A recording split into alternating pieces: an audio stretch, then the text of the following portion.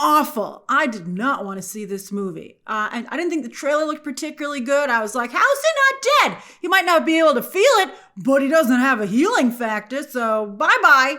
And then also, I'd just seen Jack Quaid in Companion. Great movie, but I was kind of Jack Quaided out. But I was like, it's the big movie of the weekend. I better go see it. And I gotta tell you, it's not bad.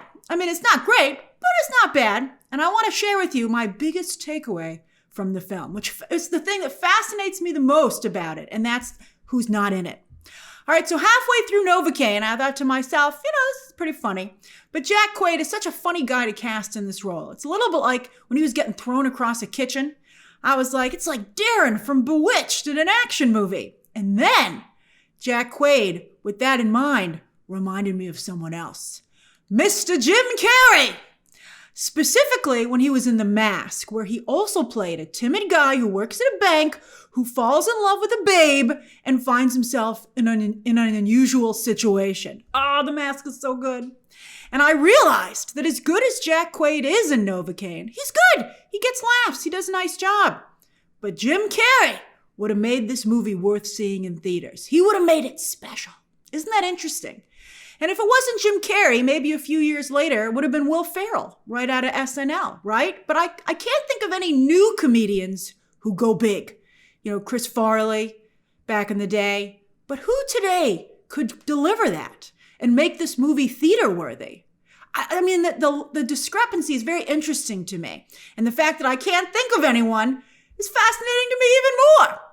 Now, also, this movie features not just one Nepo baby, Jack Quaid, one of the more beloved and accepted Nepo babies, but another Nepo baby. It's got two Nepo babies, and that's Jack Nicholson's son, Ray, who plays, you'll see. Well, he's one of the villains. He's not great. I kind of resent that he is just trying to do like a really bad impression of his father. I'm like, you can't even have your own thing. He's just basically... What Ray Nicholson is trying to sell you, at least in this movie, is like the most watered down Jack Nicholson you'll ever see. You're like, whoa, what is this, like 2% Jack Nicholson? And they're like, it's better than 0%. And you're like, is it? I mean, Ray Nicholson has, in fact, another movie coming out this weekend where he looks like he's doing a little bit of a better job. Borderline, a comedic thriller where he plays someone who's stalking Samara Weaving's pop star.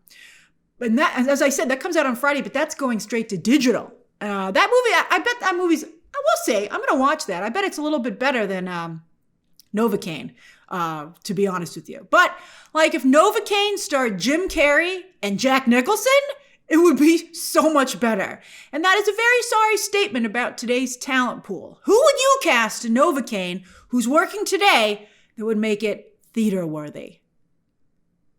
All right, the movie stumped you, didn't I? Some of you, we'll see. Some of you might be like, it looks theater-worthy to me, Grace. Well, bless your heart. I hope you have a great time. The movie doesn't have a Cameron Diaz either, but Amber Midthunder from Prey, and she does a very nice job as a more down-to-earth babe, a more accessible babe. And to her and the script's credit, she showcases some of the best female flirting I've ever seen. I was like, her Sherry has moves. I was like, damn, girl, you're good. Let me take some notes. I mean, she's just effortless in her ability to flirt, kind of make the first move and then some, and still retain her dignity. I had a lot of respect and admiration for her character. I was like, wow, what a smooth operator. Novocaine also features Matt Walsh and Betty Gabriel as two police detectives who get involved. And Walsh got one of the biggest laughs at my press screening. He's very funny. And Gabriel also really shines in her supporting role, getting a lot of mileage out of some very subtle but very funny facial expressions. She's good at a glare, let me say. These are pros, long-working actors who get the job done and deserve a little more respect for their ability to do so. It's nice to see them getting not just a few lines in a movie, but for once, genuine supporting roles. And they both do a really great job. Also, as many of you know, I am not a fan of Jacob Batalon's Ned in the MCU Spider-Man movies. He is just a horrible, horrible, horrible friend to Peter. But he's pretty good here. I think especially because his role is very well written. Yes, like that other recent Jack Quaid movie, Companion, one of the strongest elements here, if not the strongest, is the script. So Novocaine is written by this guy, Lars Jacobson. I don't know who he is either, because he has almost no credits, but darn it if he didn't write the heck out of this movie. Not only does it have the jokes, but it has several clever twists and turns that I did not see coming and made me respect the movie more. I hope no one ruins them for you. Also, this can't feel pain disorder. It's not just a gimmick for the film, but a genuine part of the Nathan Caine character. Nathan Caine, Novocaine, I think that's pretty good. But also, it's very well thought out story-wise. So why, I'm saying all these nice things about the movie. Why don't I think you should see it in theaters? Well, as I said, it's no Jim Carrey movie. Carrey turns his movies, even the recent Sonic films, up to a 15. Forget an 11. 15, baby. But with this cast, I would say that Novocaine is resting at a 6 and occasionally gets to an 8. It seems like a streaming movie, really, honestly. It's really solid. And again, I respect elements of it, but it never comes together as a wow. So let's talk about Jack Quaid. Movie stars are a product, and products are identifiable. Jack Quaid, right now, he's just a cool regular guy. I mean, maybe he could go the Tom Hanks direction. He was a cool regular guy. Maybe, but he's not picking those kinds of projects. I'm not sure. That's an interesting, I've always said I thought Tom Holland could be the next Tom Hanks. But maybe that's a better place for Jack Quaid. There's something about him, though, that doesn't really make him fit there either. But he doesn't have unique delivery like Vince Vaughn or Owen Wilson. He's not a heartthrob like his dad was, and he's not a crazy comedic whirlwind like Jim Carrey. I mean, he's funny here. And maybe he has more deep inside of him. Maybe, because his energy here is just medium. I wish someone would take him aside and be like, you gotta try a little harder. You gotta give a little more. Because he definitely has talent. He just needs to maybe kick it up a notch. I wish somebody would tell him that, or maybe he'll see this video. Oh, a free career advice, Jack Quaid.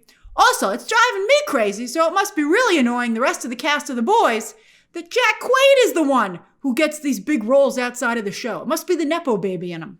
How is Jack Quaid booking all this film work, yet Anthony Starr, the best he can do, despite being a pop culture icon at this point, is terrorizing Viola Davis as Madam President in a streaming movie? At least Carl Urban is the new Johnny Cage in the Mortal Kombat films.